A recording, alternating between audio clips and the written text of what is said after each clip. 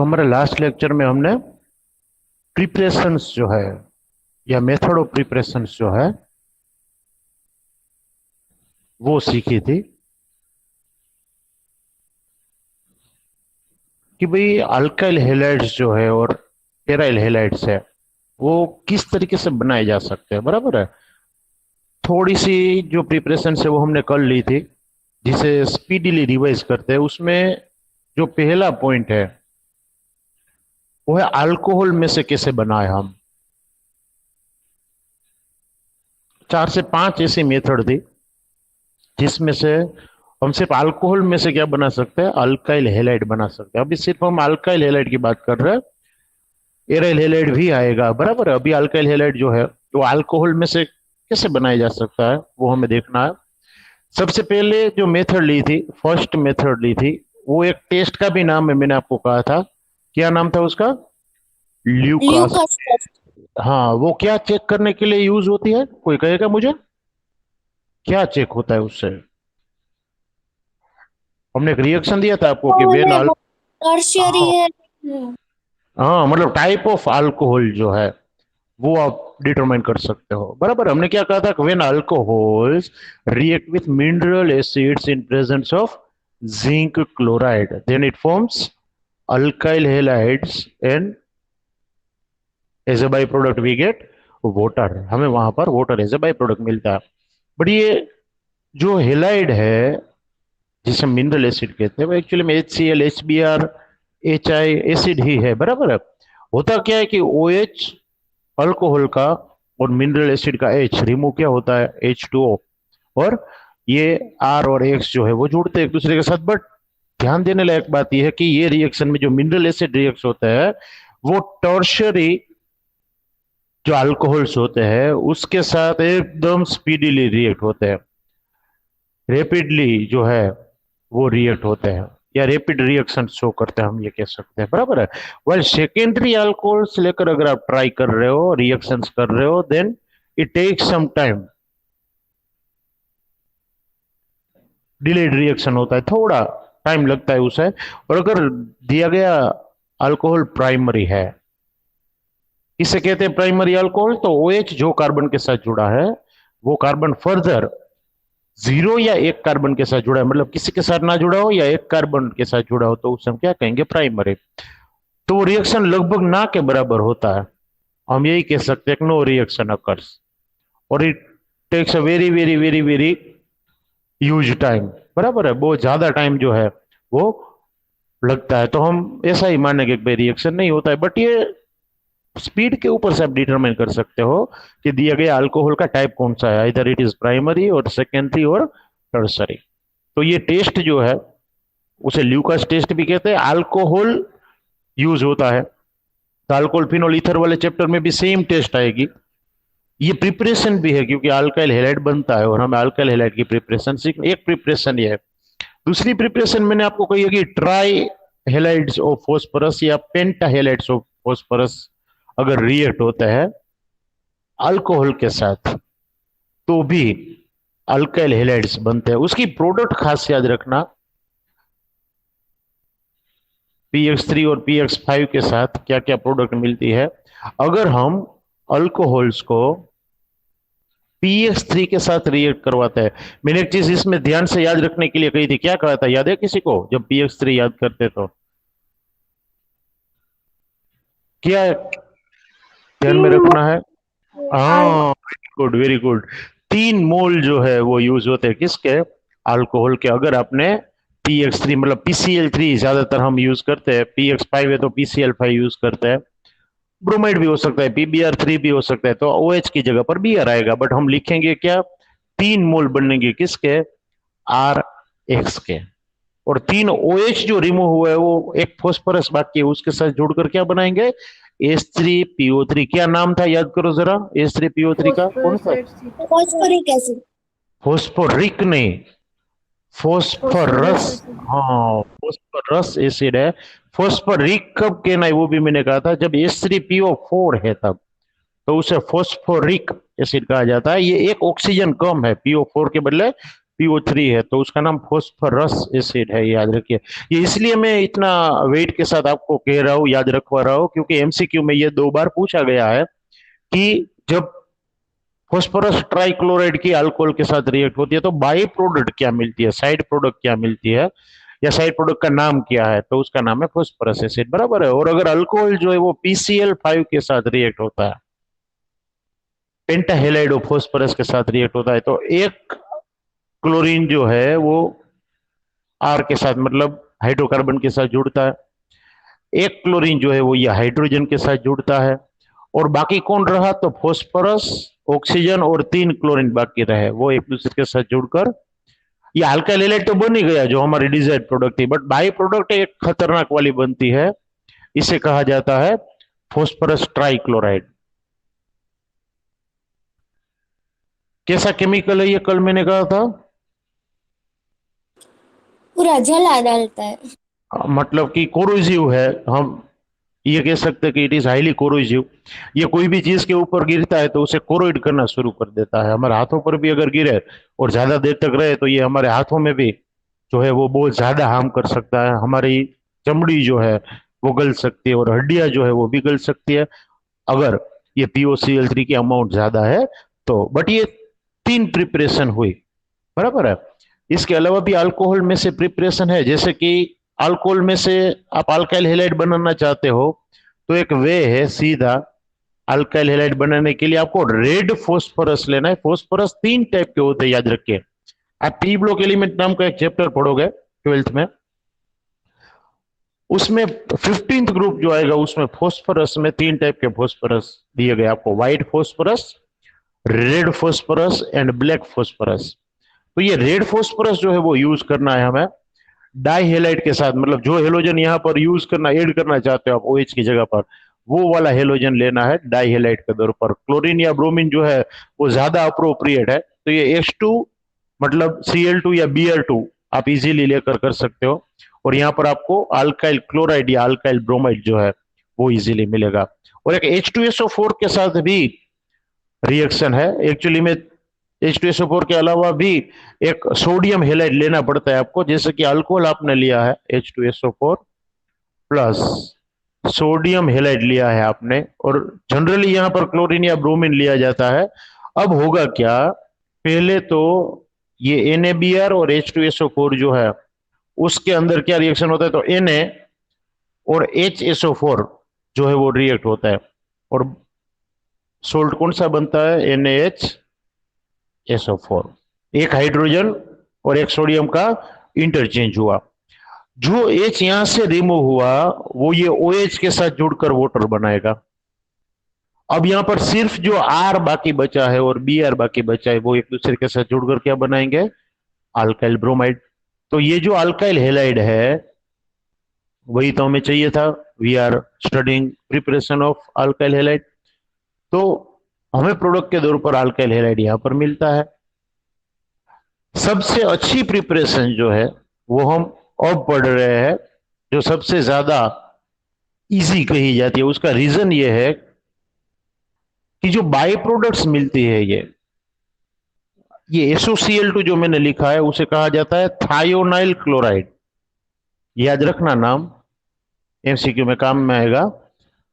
SOCl2 means thionyl chloride. ऐसा नाम क्यों है, क्योंकि सल्फर को जो IUPAC का नोमेनक्लेचर है उससे पहले जो नाम से पुकारा जाता है, जैसे कि नाइट्रोजन उसे एजो कहा जाता है, 2 नाइट्रोजन है तो डाईएजोनियम ग्रुप उसे कहा जाता है, तो वैसे ही सल्फर को थायो नाम से पुकारा जाता है। तो यहाँ पर सल्फर है, क्लोराइड के साथ है, ऑक्सीजन के साथ है, तो उसे थायो के ऊपर से थायोनाइल क्लोराइड ऐसा नाम दिया गया है। ये सबसे इजी क्यों है, तो उसका रीजन ये है कि यहाँ पर प्रोडक्ट कौन सी बनती है, तो एक ये H के साथ एक Cl रिमूव होता है, HCl, ये जो SO है उसके साथ O जुड़ता है SO2, और ये दोनों गैसियस फॉर्म में होता है। HCl आपने बोले लिक्विड फॉर्म में देखा है लेबोरेटरी में, एक्चुअली में हाइड्रोजन क्लोराइड गैस होता है, उसे पानी में डिजोल्व करके हाइड्रोक्लोरिक एसिड बनाया जाता है। खास याद रखिए, जब HCl गैस के फॉर्म में है तो उसे हाइड्रोजन क्लोराइड कहा जाता है, जब उसका एक्वस सॉल्यूशन है तो उसे हाइड्रोक्लोरिक एसिड कहा जाता है। तो यहां पर ये नहीं बोलना है कि हाइड्रोक्लोरिक एसिड लिबरेट होता है, बराबर है, क्योंकि ये गैस है।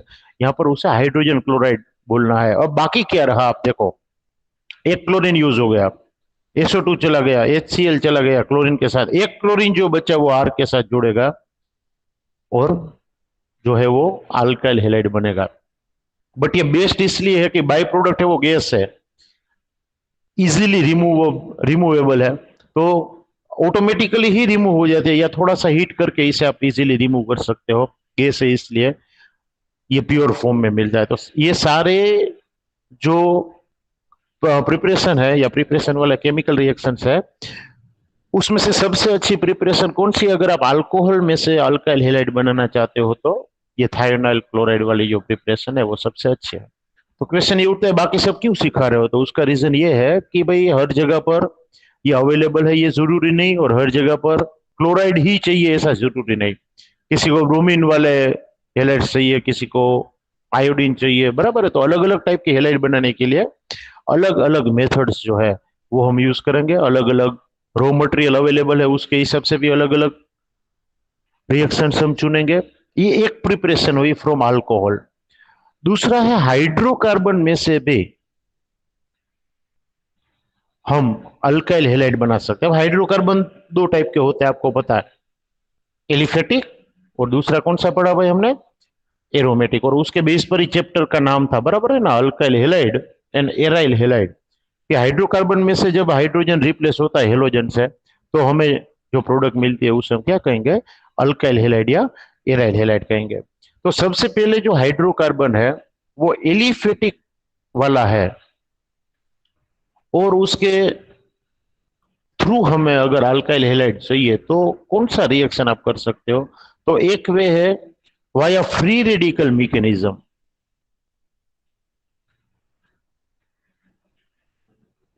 फ्री रेडिकल क्या है, कोई कहेगा? मैंने आपको सिखाया 11th में, फ्री रेडिकल, केटायन, एनायन, ऐसा कुछ सिखाया है हमने। ये फ्री रेडिकल क्या है?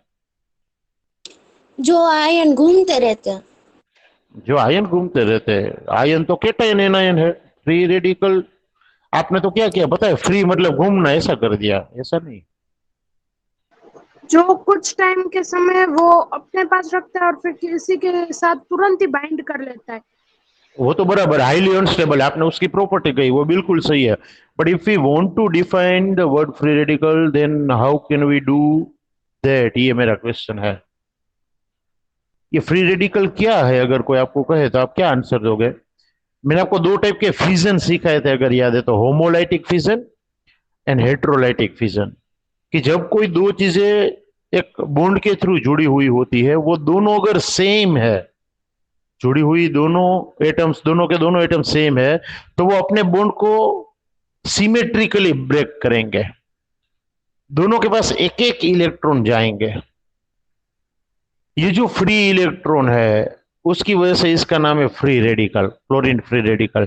बट अगर ऐसा कोई कंपाउंड है जिसमें इलेक्ट्रॉन नेगेटिविटी का ह्यूज डिफरेंस है, तो दोनों इलेक्ट्रॉन किसी एक के पास जाएंगे। और उसे डिपिक्ट करने की मेथड भी मैंने दी थी, ये हाफ हेडेड एरो, ये फुल हेडेड एरो हमें लिखना है।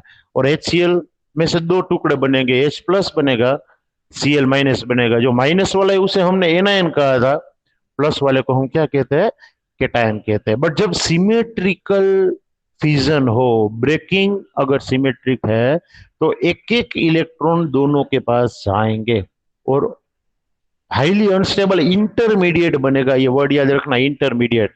इट इज वेरी अनस्टेबल, जैसे ही बनता है वो किसी ना किसी के साथ रिएक्ट होना चाहता है, बराबर है, तो हाईली रिएक्टिव है, आप ये भी कह सकते हो।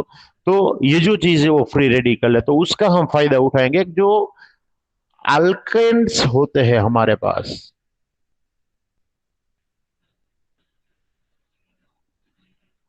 उसको अगर हम वो डाइहेलाइड के साथ अगर थोड़ी सी हीट करें, या तो यूवी लाइट प्रोवाइड करें, यूवी लाइट प्रोवाइड करना फ्री रेडिकल मैकेनिज्म का बेस्ट वे है।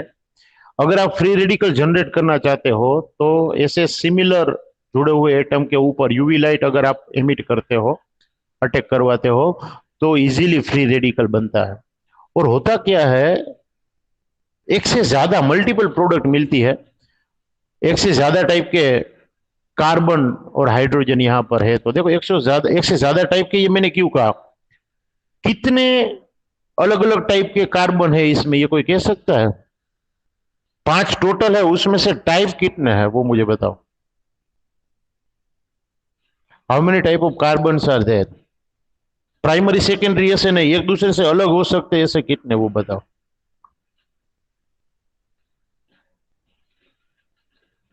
देखो आप ऐसे कह सकते हो, यहां पर एक ऐसा CH3 है जो 4 कार्बन की चेन के साथ जुड़ा है, तो ये CH3 भी ऐसा है जो 4 कार्बन की चेन के साथ जुड़ा है।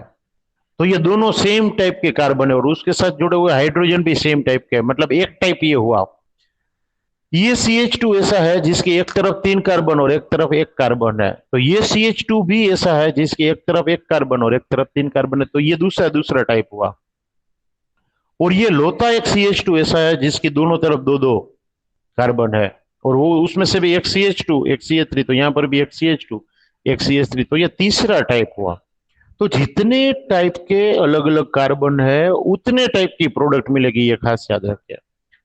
क्योंकि यहां से कोई भी एक हाइड्रोजन जाए और क्लोरीन आए, कैसे क्लोरीन आएगा, एक H यहां से जाएगा, एक Cl यहां से जाएगा, मतलब -HCl, और दूसरा क्लोरीन है वो H की जगह पर आएगा, मतलब पहली पॉसिबिलिटी है CH3 CH2 CH2 CH2 CH2, एक H गया उसकी जगह पर Cl आया। इसे नाम क्या दोगे आप IUPAC वाला? कल ही सीखा है मैंने। Chloropentane. Chloro pentane. Pentane, good. दूसरी प्रोडक्ट क्या बनेगी क्लोरोपेंटेन के अलावा? तो दूसरा कार्बन जो है वो दोनों जगह पर सेम है, तो किसी एक में से हाइड्रोजन जाएगा और क्लोरीन आएगा। नाम क्या होगा बच्चों? 2 क्लोरोपेंटेन। मतलब ये क्लोरोपेंटेन को 1 क्लोरोपेंटेन लिखे तो ये 2 क्लोरोपेंटेन बनेगा। और तीसरी प्रोडक्ट कौन सी होगी वो मुझे बताओ। बीच वाले कार्बन के। हाँ, मतलब नाम बताना है आपको। It 3 will be, chloro. हाँ, 3 क्लोरोपेंटेन। अब कितनी प्रोडक्ट मिलेगी ना, वो पूछा जाता है। आपको कोई हाइड्रोकार्बन दे देंगे, क्वेश्चन कैसे पूछा जाता है, ये नहीं पूछेंगे कि भाई फ्री रेडिकल से हम अल्काइल हैलाइड कैसे बनाए, चलो रिएक्शन लिखो। वो आपको ब्लैंक के फॉर्म में एक ही मार्क में पूछेंगे, आपको ये कहेंगे कि भाई आपको प्रोपेन दिया है, बराबर है, और शर्त रखिए ये एच म्यू का मतलब होता है यूवी लाइट, और Cl2 दिया है, तो कितनी प्रोडक्ट मिलेगी वो आपको कहना है, और कौन कौन से। कोई कह सकेगा कितनी प्रोडक्ट मिलेगी इसमें? 2। दो, वेरी गुड।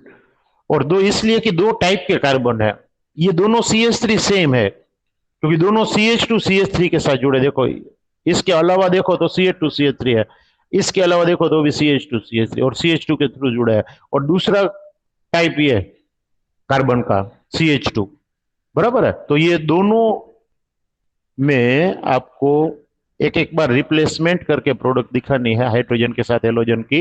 एक ये प्रोडक्ट मिलेगी और दूसरी प्रोडक्ट ये मिल सकती है, मतलब 1 क्लोरोप्रोपेन एंड 2 क्लोरोप्रोपेन। ये दो में से कोई एक प्रोडक्ट जो है ना, ये खास याद रखिएगा, जितनी भी प्रोडक्ट मिलेगी ना उसमें से कोई एक प्रोडक्ट मेजर होगी। मेजर मतलब ज्यादा, जो सबसे ज्यादा अप्रोप्रिएट है वो वाली कोई एक प्रोडक्ट होगी जिसकी अमाउंट ज्यादा मिलेगी, और बाकी की अमाउंट जो है वो क्या मिलेगी, कम मिलेगी।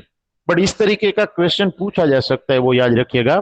एक मेथड ये थी फ्री रेडिकल वाली। दूसरी मेथड हाइड्रोकार्बन में से कौन सी है, तो एराइल हैलाइड की बात अगर हम करें तो एरोमेटिक हाइड्रोकार्बन अगर आपके पास है, ये तो है ही, बेंजीन तो है ही एरोमेटिक हाइड्रोकार्बन के तौर पर, टोल्यूइन भी हाइड्रोकार्बन ही कहा जाएगा। देखिए रिंग के ऊपर CH3 को हम क्या कहते हैं, टोल्यूइन कहते हैं। अगर, और हमने 11th में यह भी पढ़ा है कि CH3 जो है ना वो इलेक्ट्रॉन डोनेटिंग ग्रुप है, तो नए आने वाले ग्रुप को वो या तो ऑर्थो पर भेजेगा या तो पैरा पर भेजेगा, प्लस आई इफेक्ट शो करता है, बराबर है। और तब आप हेलोजन इजीली वहां पर ऐड कर सकते हो। और ऐसे रिएक्शंस जो हमने पढ़े थे उसे हमने नाम दिया था इलेक्ट्रोफिलिक रिएक्शंस। इलेक्ट्रोफिलिक रिएक्शंस या इलेक्ट्रोफिलिक सब्सटीट्यूशंस थे। हमने सब्स्टिट्यूशन नाम इसलिए दिया था कि हाइड्रोजन जाता है और उसकी जगह पर हेलोजन आता था। तो जो हाइड्रोजन आपको एंटर करवाना है, मान लीजिए क्लोरीन है या ब्रोमीन है, तो उसका डाइहेलाइड लेना है और उसके साथ कोई लेविस एसिड रखना है। लेविस एसिड किसे कहते हैं भाई? इक्विलिब्रियम वाला चैप्टर याद करो, 3 टाइप के एसिड पढ़े थे, Arrhenius, Bronsted Lowry and Levi's.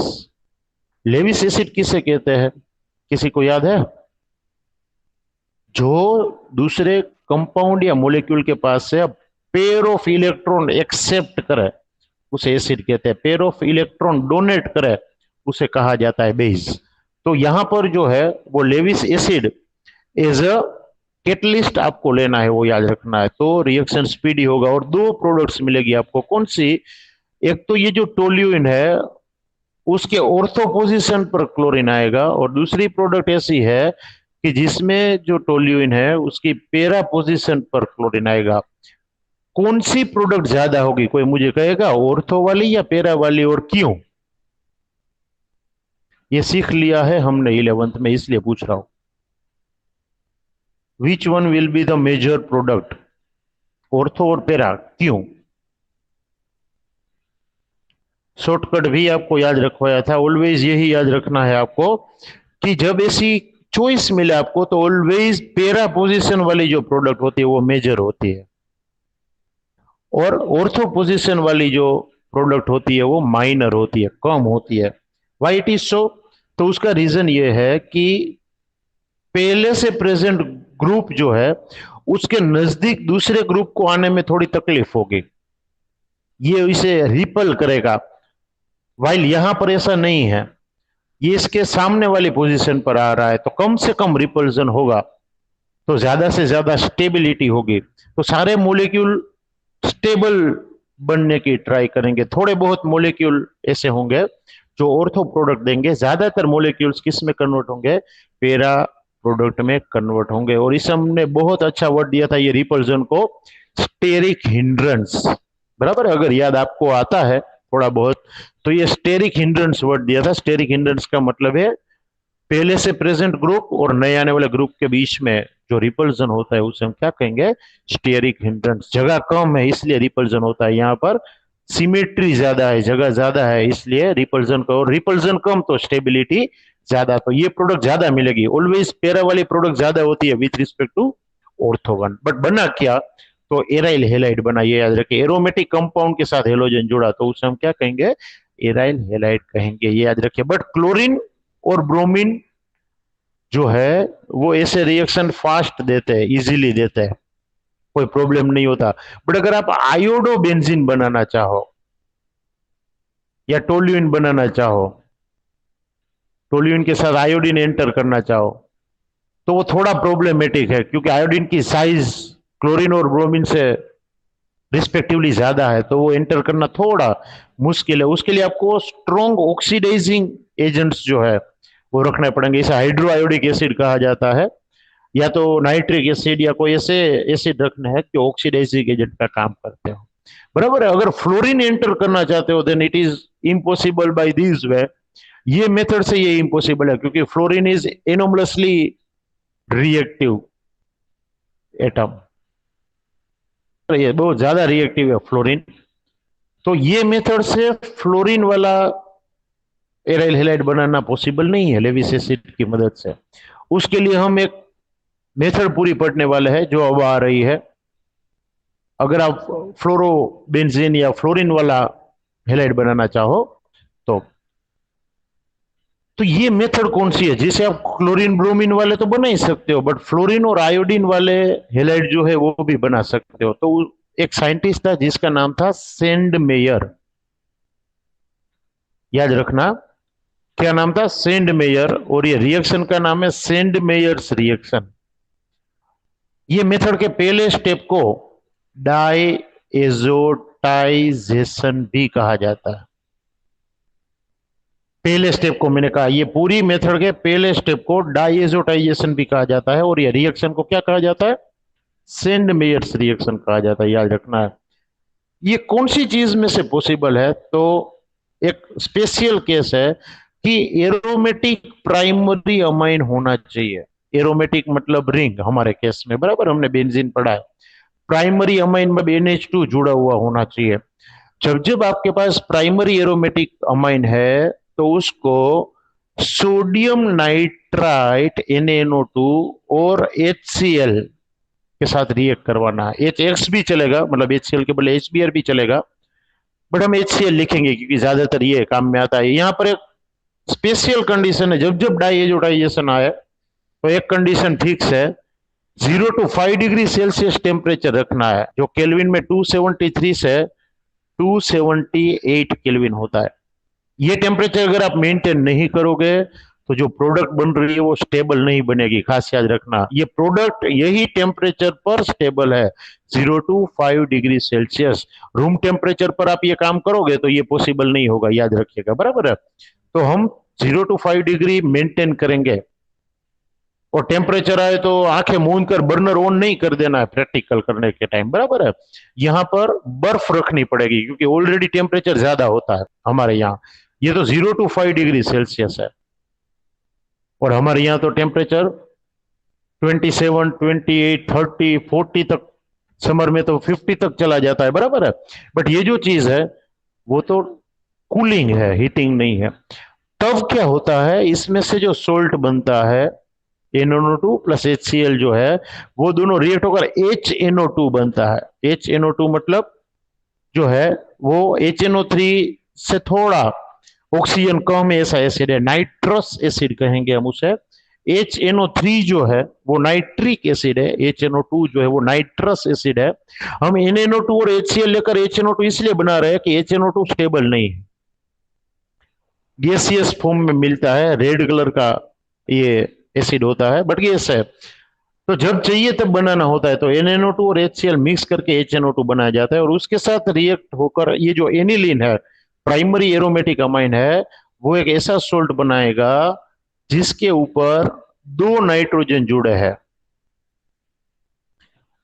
हकीकत में नाइट्रोजन की वैलेंसी 3 होती है, याद रखिए, बट यहां पर बीच वाले नाइट्रोजन की वैलेंसी 4 है, तो जरूरत से ज्यादा इलेक्ट्रॉन यूज हो गए तो उसके ऊपर चार्ज कौन सा है, प्लस है। तो ये N2 प्लस लिखा जा सकता है, बट अकेला प्लस तो स्टेबल नहीं है, तो उसे न्यूट्रलाइज करने के लिए आपने यहां पर जो हेलाइड लिया होगा वो नेगेटिव चार्ज उसका जो है वो इसे न्यूट्रलाइज करेगा। तो इसे आप इस तरीके से भी लिख सकते हो कि बेंजीन रिंग के ऊपर N2 प्लस Cl माइनस, नाम ऐसा क्यों पड़ा, डाई एजोनियम सोल्ट, इसका नाम क्या है, डाई एजोनियम सोल्ट, और पूरा नाम है बेंजीन डाइएजोनियम क्लोराइड, क्योंकि ये बेंजीन है, डाइएजो ग्रुप है, और क्लोरीन है, तो बेंजीन डाइएजोनियम क्लोराइड, ये पूरा नाम है ये सोल्ट का। और ये 0 to 5 डिग्री, 5 डिग्री से अगर टेम्परेचर बढ़ गया तो ये ब्रेक हो जाएगा, बॉन्ड जो है वो नाइट्रोजन वाला, और nitrogen as a gas liberate हो जाएगा, बराबर है। बट ये प्रोडक्ट बहुत ज्यादा काम की है, ये इंटरमीडिएट बहुत ज्यादा काम का है, और डाई एजो वर्ड इसलिए यूज हुआ, नाइट्रोजन को एजो कहा जाता है ग्रीक लैंग्वेज में, जैसे हमने आगे सल्फर के लिए थायो कहा था, वैसे नाइट्रोजन के लिए एजो कहा जाता है। तो 2 एजो है, तो डाई एजो 2 नाइट्रोजन के लिए यूज होता है।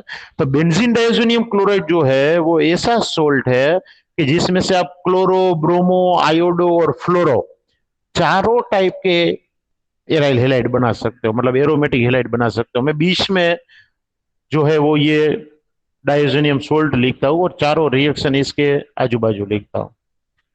ये एक बार सोल्ट बन गया, इतने जो स्टेप है, एक स्टेप जो है उसे कहा जाता है डाइएजोटाइजेशन, क्योंकि डाइएजोनियम सोल्ट बनता है एनिलीन में से। बट फर्दर जो रिएक्शन है, सेंडमेयर रिएक्शन कहा जाता है, उसमें आपको एक क्यूप्रस हेलाइड लेना है। अगर आप यहां पर क्लोरीन ऐड करना चाहते हो, N2 प्लस और Cl माइनस की जगह पर क्लोरीन ऐड करना चाहते हो, तो Cu2Cl2 लेना है। तो क्या बनेगा, जो रिंग है उसके ऊपर ये वाला हेलाइड आएगा, क्लोरीन प्लस नाइट्रोजन गैस जो है वो क्या होगा, रिलीज होगा, वो याद रखना है। बट अगर आपने Br यहां पर रखने के लिए प्रिपरेशन की है तो यहां पर आपको क्यूप्रस ब्रोमाइड लेना होगा, Cu2Br2 लेना होगा, और बनेगा क्या, रिंग के ऊपर Br आएगा, ब्रोमोबेंजीन बनेगा। अब इसका मतलब बिल्कुल ये नहीं कि अगर आप आयोडीन वाला बेंजीन बनाना चाहते हो, आयोडो बेंजीन बनाना चाहते हो, हेलाइड आयोडीन लेने वाले हो, तो वहां पर Cu2I2 लिखना है ना। ये क्यूप्रस वाले सोल्ट जो है वो सिर्फ क्लोरो और ब्रोमो डेरिवेटिव के लिए ही काम में आता है, याद रखिए। जैसे साइज बड़ी है हेलोजन की, रिएक्शन इजी हो जाता है। तो आयोडीन जो है वो एंटर करने के लिए Ki पोटेशियम आयोडाइड नाम का सोल्ट लिया जाता है और सिर्फ इसके साथ मिक्स किया जाता है, हीटिंग भी नहीं, बाकी कोई कंडीशन नहीं, सिर्फ मिक्स करो, सेक करो और आपको दूसरा कंपाउंड मिलेगा। वो कौन सा होगा? रिंग के ऊपर आयोडीन आएगा। ये के साथ ये Cl चला जाएगा, मतलब KCl रिमूव होगा और नाइट्रोजन गैस जो है वो रिमूव होगा। बात रही फ्लोरीन की, तो ये खतरनाक चीज है फ्लोरीन, क्योंकि it is very highly reactive atom. Fluorine जो है वो हाईली रिएक्टिव एटम है। तो पहले ये डायजोनियम सोल्ट को हमें फ्लोरोबोरेट नाम के सोल्ट में कन्वर्ट करना होता है। वहां पर HBF4 नाम का एक सोल्ट लिया जाता है, तो HCl दूर होता है और यहां पर BF4 आता है।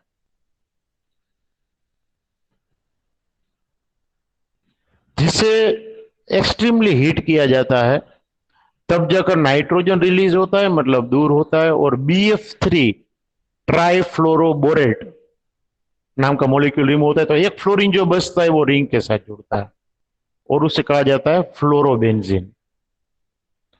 बट देखो फ्लोरीन के लिए अलग ही वे आया, क्योंकि वो हाईली रिएक्टिव एलिमेंट है, तो उसके रिएक्शंस को कंट्रोल करना थोड़ा मुश्किल है। बट ये मेथड ऐसी है कि आप चारों टाइप के एराइल हैलाइड बना सकते हो, क्लोरीन, ब्रोमीन, फ्लोरीन, आयोडीन, सभी के सभी, बराबर है। तो ये खास याद रखना।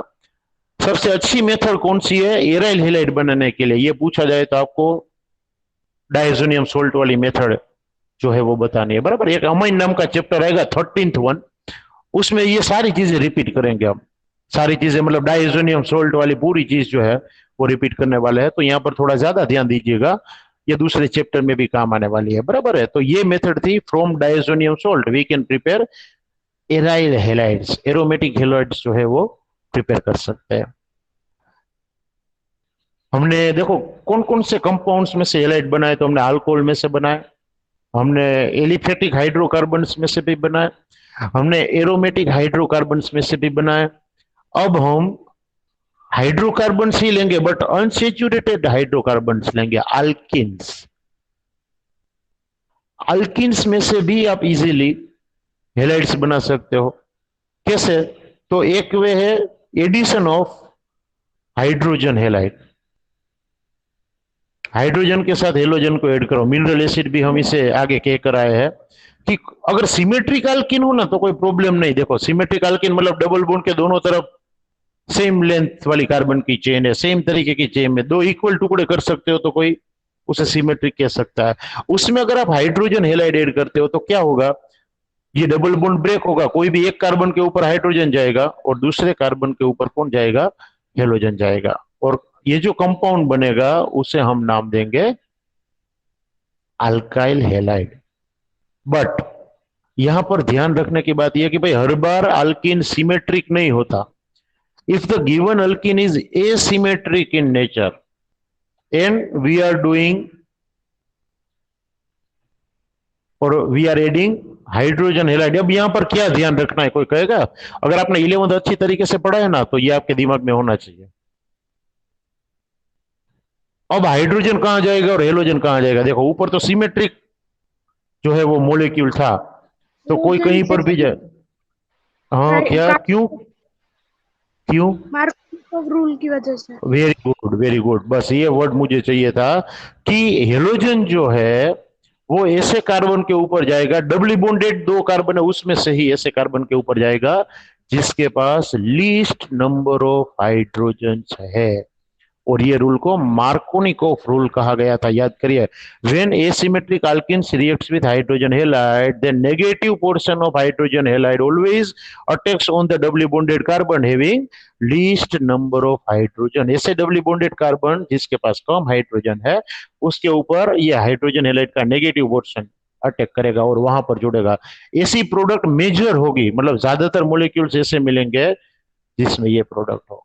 इसका मतलब ये नहीं कि ये नंबर के ऊपर हेलोजन जाएगा ही नहीं, बट ऐसे मॉलिक्यूल कम मिलेंगे। और ये रूल कौन सा था? Markovnikov. If you want to prepare the opponent product then what should we do? ये माइनर वाली प्रोडक्ट हमें ज्यादा चाहिए तो क्या करेंगे हम?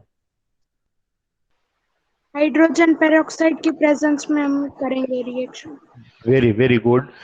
तो हमें हाइड्रोजन पेरोक्साइड की प्रेजेंस में ये चीज करनी पड़ेगी, या पेरोक्साइड की प्रेजेंस में ये चीज करनी पड़ेगी, क्योंकि हमने पूरी मैकेनिज्म आपको सिखाई थी, याद करिए। जब पेरोक्साइड होता है तो प्राइमरी वाली चेन ज्यादा स्टेबल होती है, और जब पेरोक्साइड नहीं होता है तो सेकेंडरी प्रोडक्ट जो है जिसमें हेलोजन सेकेंडरी के साथ जुड़ा है वो ज्यादा स्टेबल होता है। वो आपको याद रखना था, बराबर है।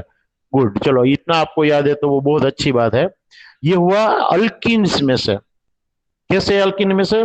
सिमेट्रिक अल्किन में से हाइड्रोजन हेलाइड ऐड करके। अल्किन में से ही आप डाई हेलोजन ऐड करके भी बना सकते हो। वो एडिशन ऑफ हाइड्रोजन हेलाइड था, दूसरा हम एडिशन ऑफ डाई हेलोजेंस ले सकते हैं,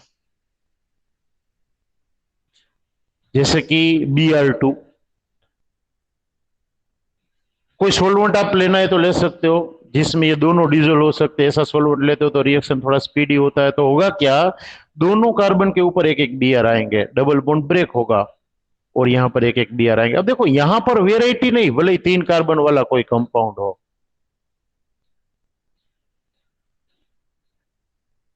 वेराइटी इसलिए नहीं कि अब दोनों हेलोजन सेम है, तो दोनों कोई भी कार्बन के ऊपर ऐड हो, हमें कोई दिक्कत नहीं। यहां पर भी Br, यहां पर भी Br, और यहां पर CH3, बराबर है। तो ये जो प्रिपरेशन है वो फ्रॉम अल्किन्स कही जाएगी। और ये कौन से टाइप का हेलाइड मिला, जरा प्रोडक्ट देखिए, कल ही हमने सिखाया। गुड। नेबरिंग कार्बन के ऊपर हेलोजन्स है और सेम हेलोजन है, इसलिए हम इसे विसिनल डाइहेलाइड्स कह सकते हैं। और लास्ट प्रिपरेशन जो दो साइंटिस्ट के नाम के ऊपर से है, और ऐसे रिएक्शंस को नेम रिएक्शन भी कहा जाता है, याद रखिए। कोई साइंटिस्ट का नाम अगर जुड़ा है रिएक्शन के साथ तो उसे नेम रिएक्शन कहा जाएगा। एक्चुअली में ये हेलोजन का एक्सचेंज है, मतलब एक टाइप का हेलोजन जुड़ा हुआ है, ऑलरेडी आपके पास अल्काइल हेलाइड ही है, बट आप हेलोजन चेंज करना चाहते हैं। मान लीजिए आपके पास अगर छोटी साइज वाला हेलोजन है, मतलब क्लोरीन या ब्रोमीन RCl है या RBr है, बट आपको बड़ी साइज वाला हेलोजन ऐड करना है, मतलब कि आयोडीन ऐड करना है, तो ये एक्चुअली में तो एक्सचेंज हुआ, क्लोरीन के बदले आयोडीन लाना है। तो एक साइंटिस्ट था जिसने ये मेथड दी, जिसका नाम था फिंकेलस्टेन, और ये रिएक्शन को फिंकेलस्टेन रिएक्शन भी कहा जाता है। What should we do in this type of reaction if we want to interchange the bigger halogen with smaller halogen, और स्मॉलर हेलोजन को रिप्लेस करना चाहते हैं अगर हम बिगर हेलोजन से, तो क्या करना चाहिए, तो हमें सोडियम आयोडाइड ऐड करना है, क्योंकि आयोडीन हमें चाहिए। जो बड़ा वाला हेलोजन आपको चाहिए ना वो सोडियम के साथ रखना है, और dry acetone as a solvent लेना है। उसका रीजन भी मैं बताता हूं क्यों। रीजन ये है कि यहां पर अल्काइल ग्रुप के साथ आयोडीन जुड़ेगा ना, तब सोडियम और क्लोरीन एक दूसरे के साथ जुड़ेंगे, NaCl यहां पर। ये NaCl को प्रेसिपिटाइज करने के लिए, सॉलिड फॉर्म में अलग करने के लिए ये ड्राई एसीटोन काम में आता है, क्योंकि ड्राई एसीटोन में ये RI डिजोल्व होगा, अल्काइल हैलाइड डिजोल्व होगा, बट NaCl डिजोल्व नहीं होता, ये खास याद रखिए। तो NaCl सॉलिड के फॉर्म में नीचे पड़ा रहेगा, और ड्राई एसीटोन में ये अल्काइल हैलाइड डिसॉल्व हो जाएगा। बाद में आपको क्या करना है, अल्काइल हैलाइड को इवोपरेट होने देना है, सॉरी ड्राई एसीटोन को इवोपरेट होना देना है। ड्राई का मतलब पानी का अमाउंट ना हो, ऐसे एसीटोन को ड्राई एसीटोन कहेंगे। एसीटोन लिक्विड है तो वो वोलेटाइल लिक्विड है, तो वो वोलेटाइल होगा, तो बाद में आपको वापस क्या मिल जाएगा, आयोडाइड मिल जाएगा, बराबर है।